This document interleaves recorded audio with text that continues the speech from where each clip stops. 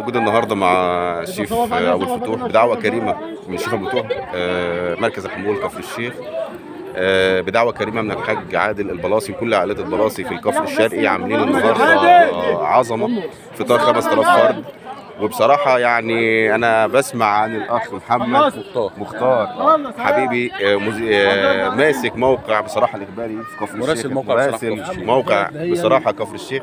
حبيبي ده شرف ليا والله. كل سنه حضرتك طيب، وانا سعيد ان انا موجود معاك النهارده هنا. ده انا اللي سعيد وشرفت بيك والله يا فندم، والله سعيد جدا شفتك معايا النهارده، وسعيد جدا ان احنا هنطلع في موقع بصراحه الاخباري. ده شرف ليا والله، وكل فريق شركه رانسي ده شرف ليا والله، بيرحبوا بحضرتك. شرف ليا والله، بيرحبوا بيك شرف في ليا، الحمول. شرف ليا، ونتمنى نتقابل مع بعض دايما ان شاء الله في الخير يا رب على طول. بامر الله طبعا، بامر الله طبعا. واحنا موجودين معاك في كل مكان هتروحه، في عمل خيري في حاجه لله هنكون موجودين معاك. ومجهود طبعا مشكور. احنا شايفين 4000 واحد هيفطر النهارده، 4000 صائم ان شاء الله. مش جديد على اهل كفر الشيخ. طبعا مش جديده، واحنا كل يوم في عزومه زي دي. الشكل في كفر الشيخ وان شاء رب العالمين هتبقى شركه رانسي ان شاء الله وكيل حصري لكل مناسبات كفر الشيخ مع كل الشيفات المحترمه. احنا معانا شيفات محترمه جدا من كل انحاء الجمهوريه. تمام.